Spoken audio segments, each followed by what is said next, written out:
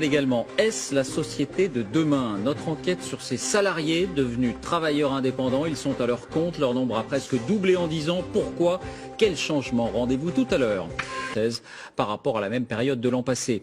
Et à ce propos, est-ce la société économique de demain? Le nombre de salariés devenus travailleurs indépendants est lui aussi en plein essor, mais depuis une dizaine d'années, il a presque doublé. C'est une tendance lourde. Qui sont ces hommes et ces femmes qui ont changé de régime et qui se sont lancés? Quels résultats? Enquête Christelle Méral avec notre bureau à Nice. Contrôle bien ta poussée. Ils ont choisi de travailler à leur compte, de décider de leurs horaires. C'est mon indépendance, voilà, je dispose de mon temps comme je veux. Une liberté qui a pour revers une protection sociale limitée et des revenus irréguliers. Il y a cette part de risque et de se dire on ne sait pas de quoi demain est fait. Tac, voilà les Ils sont auto-entrepreneurs. Alors pourquoi ce choix? Y trouvent-ils leur compte? Près de Quimperlé en Bretagne, une petite salle de sport, installée au domicile d'un coach sportif. Voilà, je te laisse le régler à ta taille. Coach, un nouveau métier pour Gilles Géret. Diplômé en philosophie, il n'a pas obtenu le poste universitaire dont il rêvait. Il a enchaîné des contrats précaires dans le secteur culturel. J'étais lassé de passer des petits contrats de l'un à l'autre, etc., qui étaient des fois très éloignés de mon domicile, voilà, qui n'avaient pas toujours d'intérêt. Je me connaissais un petit peu en sport, j'ai eu l'opportunité de me passer un diplôme de formateur, et donc du coup je me suis dit je vais lancer mon activité. Ouais, c'est bon. Ouais. Seul investissement, 3 500 € pour les machines d'occasion. Ouais, ça va, ça c'est acceptable. Désormais, il organise sa vie comme il l'entend. J'ai un enfant qui est en bas âge et ça me permet de m'occuper de lui quand il n'est pas à l'école. Merci pour... Chaque séance d'1h15 coûte 27 €.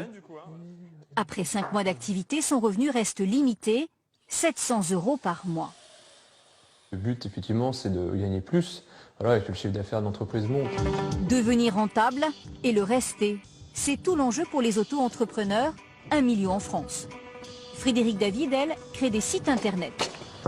Pour des PME, Bonjour. ou ce jour-là une association. Elle aussi a d'abord cumulé les CDD. Alors elle s'est mise à son compte il y a 8 ans.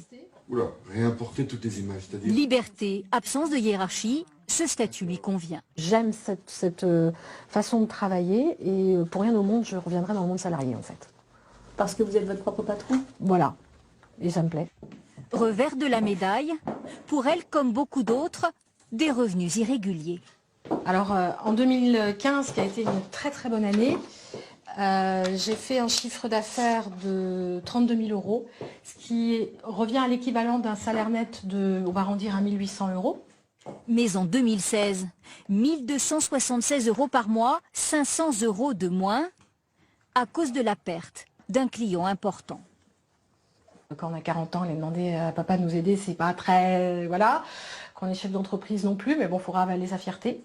Alors, dans Nantes et ses environs, elle cherche sans relâche de nouveaux clients, notamment dans les salons professionnels. J'ai développé, en partant de mon expérience, différents programmes de formation. Se battre pour gagner sa vie, car pour elle, pas d'assurance chômage ni congé payé.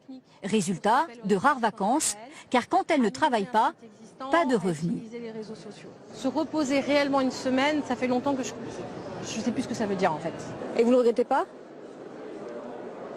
À côté, un petit peu des fois, oui, quand je vois les amis qui vont dire on part 10 jours ci, 10 jours là, j'aimerais bien être à leur place. Une protection sociale à minima. Lara Rossello est photographe, maman d'un nouveau-né. Il lui a manqué quelques centaines d'euros de revenus pour toucher un congé maternité de 1 400 € par mois. Résultat, elle ne bénéficie que de 130 € par mois. On vit pas, on pioche simplement dans ce qu'on avait à peu près mis de côté, qu'on avait prévu pour l'arrivée du bébé, qu'on avait durement économisé avec la saison. Pourtant, pas de regret de s'être mise à son compte. Cela lui permet d'exercer l'activité qu'elle aime, la photo. Sa petite entreprise se développe. Elle enregistre déjà 20 commandes pour des mariages en 2017.